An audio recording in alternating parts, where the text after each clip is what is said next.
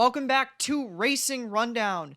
As you can tell by the title, it is that time of year again. I'm very excited to introduce and kick off our 2022 Kentucky Derby profiles. We did this last year. We are back once again this year with a profile for every single horse. Obviously, as you can tell by the title, we're going to be getting started with Epicenter. I'll move on to him in just a moment, but I kind of want to lay the groundworks of how this is going to work for those folks who may be new, more with us last year or the year before. Obviously, myself, Jack Sargent, my co-host Eric DeCoster, both of us will be doing the Kentucky Derby profiles.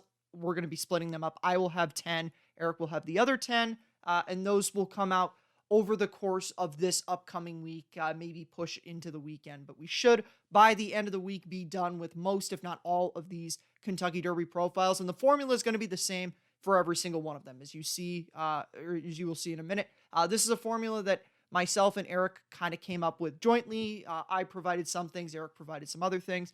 So that's how the profiles are going to work. A little bit different than the way that we did things last year. I've become a lot more well-versed in editing, so I decided to make this look a little bit more professional this year and kind of more smooth than the way things have looked to this point on Racing Rundown. And I kind of played around with that with some of the stuff that we did in the winter, Dubai World Cup, a few of the previews that I did for 100-point prep races, all that fun stuff.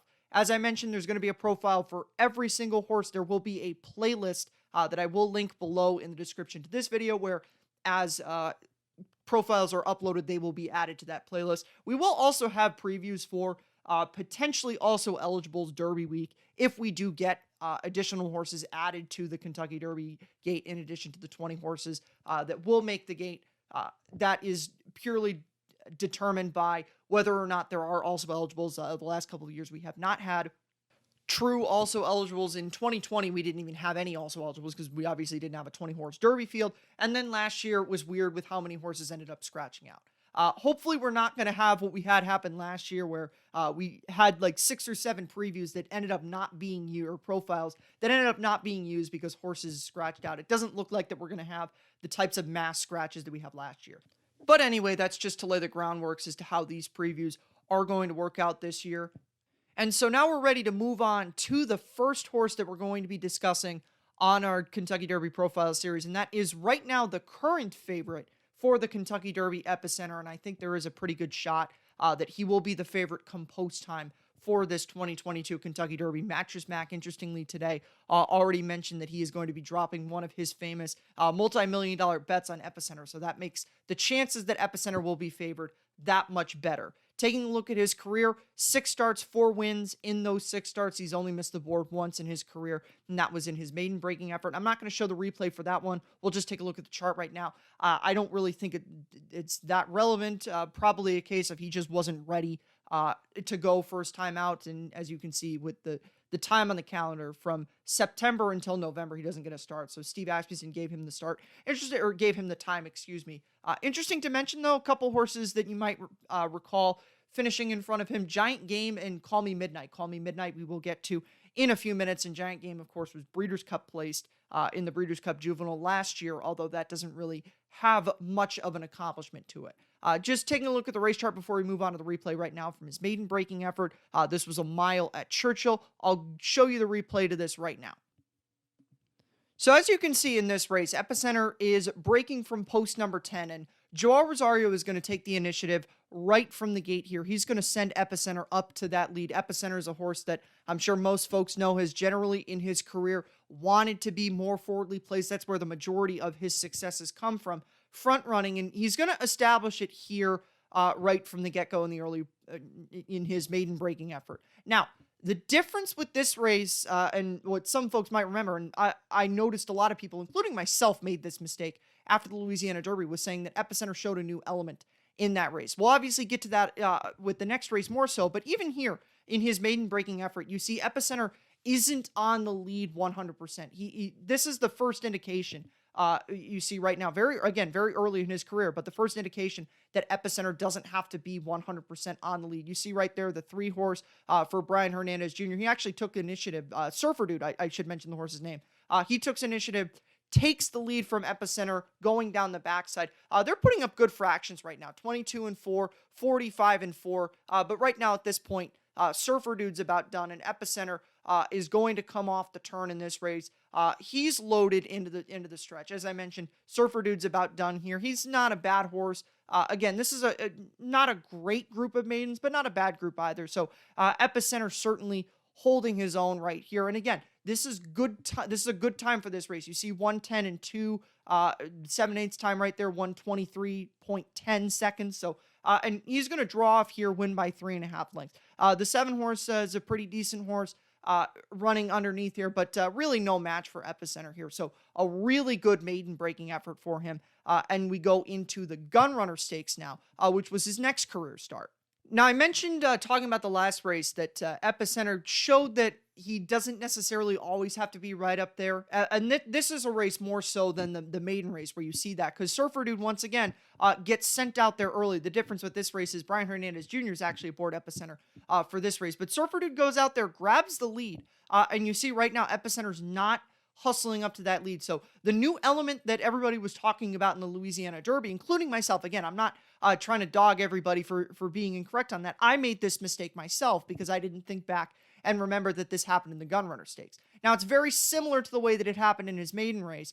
He sat off for about the first quarter, maybe a little bit longer than the first quarter, and then he takes the lead away from Surfer Dude. But again, doesn't 100% have to be on the lead every single time. And the difference with him in this race is they're going a little bit slower than they did here. I don't think the figure was that good for this race. I can't remember off the top of my head what the figure is. Obviously, we'll dive into Epicenter speed figures a little bit later. I should mention the 3-horse Rocket Dog for Brad Cox is a horse who, if you watch Racing Rundown, you know that that was a horse that both myself and more so Eric, but both of us really liked Rocket Dog. He kind of bounced here in this race. But once again, Epicenter, very similar to the way that it happened in his maiden race. He's engaging with Surfer Dude, and then off the turn, Surfer Dude's going to be done here. But Epicenter is going to turn on another gear in this race, and he's going to draw off and win this race by 6.5 lengths. And this is when I really started to think Epicenter was a really good horse. And it should be mentioned that 6-horse right there, Tejano Twist, he's a stakes winner. So again, not the greatest group of horses in the Gunrunner Stakes, but he was beating some quality horses here, and he did it very impressively. And I'm someone who, when the horse is shown some ability in the future, I'm not really going to dog them too much for losing or for beating a rather weak group of horses. However, this next start is where things start to get a little weird. Of course, this is the Comp Stakes is one defeat on the Kentucky Derby Trail. Going to the start of this race right here, Epicenter's breaking from post number 5 in this race here. And he's going to get sent out to the lead like he has in all of his other races. And you're not going to see a whole lot of difference throughout this race from the first couple races of his career. Once again, Surfer Dude's going out there with him again. But Epicenter is going to establish position here, and Surfer Dude's not going to run with him to the degree that he did in the maiden breaking effort and in the Gunrunner Stakes. And this is where this race gets very odd, because Epicenter's put distance on the field, and he's not getting gunned at early by Surfer Dude or any of the other horses. Again, you see he's about a length and a half clear of these horses right now, but he's putting up a little bit of faster fractions. Definitely faster than when he put up in the Gunrunner Stakes. Not so much his maiden race, but this is going a mile and a 16th, and his maiden was going a one-turn mile at Churchill. So you see 23.40, 47.01, very close to 47 flat, and fast fractions for a race of this kind at this time of year. So again, he is running faster in this race purely in terms of time. Unfortunately, Fairgrounds doesn't have Trackist data, so I can't take the raw data and see how fast he was going compared to his other races. But good fractions right here, 112 and 1, or yeah, 112 and 1, excuse me, for the mix up there. And he comes into the stretch here, and you'll see a couple of veterans of the Derby Trail. Cyberknife's out there, Papa Cap's inside of him.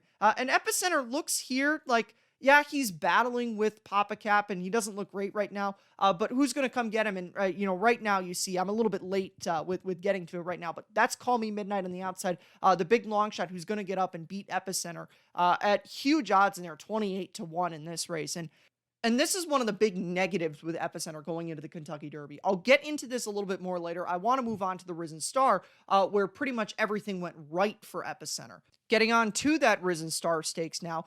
This is a star-studded field. The Risen Star has been one of the best races, most productive races on the Kentucky Derby Trail. The two big names, obviously, Zandon and Smile Happy, but Tawny Port, Slow Down Andy, Cyberknife, or excuse me, Cyberknife was in the Lecomte Stakes, excuse me there, but Pioneer Medina, another one, and Epicenter is, obviously he won this race, so we'll get into that a little bit later. But just to mention, he's running against some really, really quality horses in here. I mean, just in terms of field quality, this is the best.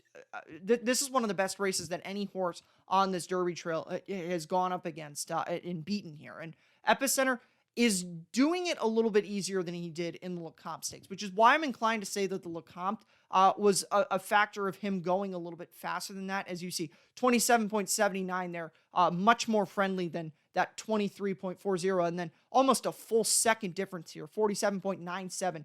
Very, very much a difference between that and what he was doing in the Gunrunner Stakes. So he's certainly doing it a lot easier, and he's definitely getting the benefit of the fact that the two big horses in here, Smile Happy and Zandon, are not in their best element right now. Zandon's coming from farther back than I think he wants to be, and Smile Happy, I'll get to him in his preview. But once again, Epicenter's cruising off the turn, and even the 3/4 time. Closer to what it was in the Gunrunner, but a slower time. And as I mentioned, off the turn, he's got first run on everybody. Smile Happy's not going to be able to come get him, although Smile Happy does make a really good run at him. Zandon's got too much to do, and Epicenter's just in front here easily. He's going to keep drawing off, and now they are going to get closer to him. However, I don't think that's a matter of they would have eventually gotten to Epicenter. I think Epicenter was always going to win this race. Those were credible runner-up efforts from those two, but Epicenter was clearly the best horse in this race. Although I will say I do think he did trip out a little bit in here, just not that much.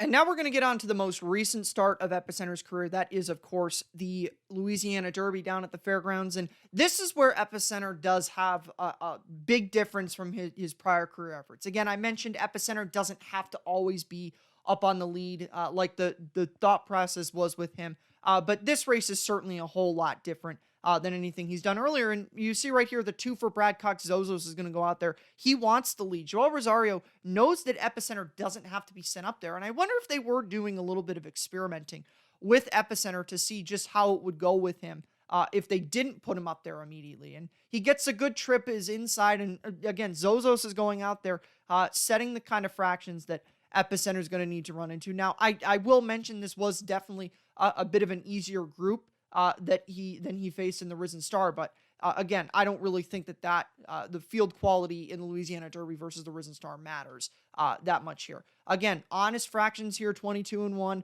47-2, and Epicenter's just sitting off these two leaders here, running probably very similar in terms of the way he actually ran in the Risen Star and in the Gunrunner Stakes. It's just a matter of a faster horse in the earlier part of the race wanted the lead, and Joel Rosario didn't really see a reason to go out there and engage with him. The fastest 3/4 time that he's run up to this point, 1:11.3 right here. But again, Epicenter's not really doing that himself. I don't have Trackus, so I don't know exactly what his time was with here, unfortunately, with that. But again, off the turn, Epicenter's in a perfect position to run down these leaders. Zozos, for some reason, stuck around a lot longer than he probably should have. But Epicenter, once again, is going to draw off here, and it's more of the same with him. He's finishing his races, the last 3 victories that he's had. He's finishing the race the same way every single time. And, you could look at him, and he's a horse that's improving with every start. Now, getting into the pros and the cons that I have listed down here for Epicenter. These are in no particular order, by the way, and I will mention this is going to be a formula that we will replicate in all the other previews. But the first one that I've listed is his adaptability.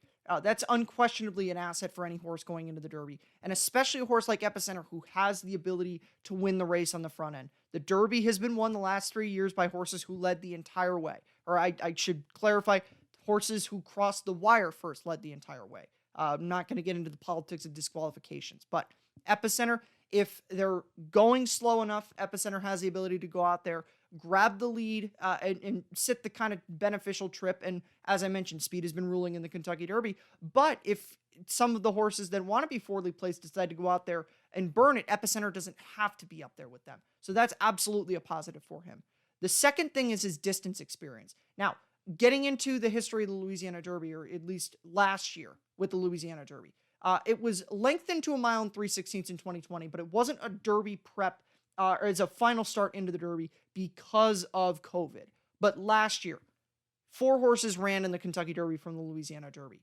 They all finished in the top 6, second, third, fifth, and sixth, to mention the specific finishes. But you had 2 in the money finishes in the Kentucky Derby, and then you had 2 very, very good finishes behind those 2 horses. And the only 2 horses that split the Louisiana Derby horses were the 2 best 3-year-olds last year, Medina Spirit and Essential Quality. So the Louisiana Derby was very beneficial for horses going into the Kentucky Derby to get that distance experience before the Derby. And it should also be mentioned that subsequently, the Preakness and Belmont runners from the Louisiana Derby, Midnight Bourbon and Hot Rod Charlie, they ran second in their Triple Crown efforts. And the final pro for Epicenter is the last 2 speed figures. He has the best last out figure he has the best figure, period, in my opinion, in the crop. I know Messier has a 103 in the Bob Lewis, and I know Taiba has a 103 from his maiden effort. But Taiba, that was a maiden effort going 6 furlongs, so I'm going to tend to respect Epicenter's 102 a little bit more than I'll respect that 103. And then for the Bob Lewis with Messier, I think that figure was absolutely inflated by facing an awful group of horses in the Bob Lewis. So Epicenter, in my opinion, has the best figure, period, of any 3-year-old in the crop. And then the 98 figure, only 2 horses better than that figure, and those were the Santa Anita Derby numbers, 102 and 99 from Taiba and Messier in the Santa Anita Derby. So when you're in company of those 2 horses, pretty good. Certain to say that it's a good thing for Epicenter. Now, the cons for him, the big one is the Lecomte Stakes. What happened there? As I mentioned, I think he went faster than he wants to go. Let's switch back and look at the race chart for a second. 23 and 2, 47 and 1. Those are, comparing it to what he did in his other races. Yeah, he was probably going a little bit faster than he wanted to go there. But I will say this: Epicenter, if he wants to be the Derby favorite or if he wants to win the Kentucky Derby, should be able to handle that kind of fraction. That's unacceptable going into the Kentucky Derby. If he's not going to be, if 47 and 1 is a death sentence for Epicenter, that's unacceptable. He has to be able to take that kind of speed if he's going to be forwardly placed, because Summer is Tomorrow and Zozos are not going to be going 47 and 3, 47 and 4 down the backside in the Kentucky Derby. They're going to be going probably in the 46 range. So Epicenter has to be able to take a little bit more from that, and that's the thing that I'm a little bit concerned about with him. But he could have overcome that. Who knows? That may have just been a weird race.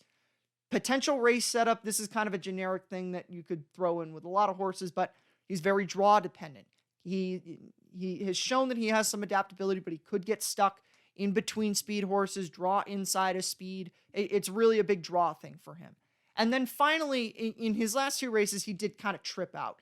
He sat a great stalking trip in the Louisiana Derby and was able to run by a couple of lone leaders. And then in the Risen Star, as I already mentioned, he got first run on everybody, and he was setting a very good trip with very friendly fractions. So yes, it was a great effort, and yes, the horses that he beat were very, very good, and he was much better than them.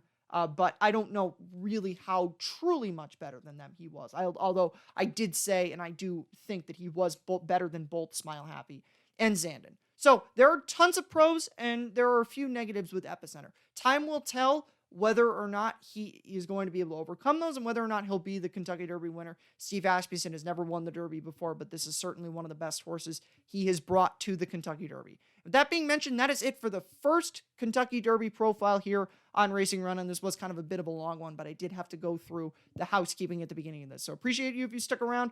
Be sure to subscribe to us on Racing Run on our podcast, in addition to the YouTube channel, and go check out the other Kentucky Derby profiles when those are out in due time. We'll see you then.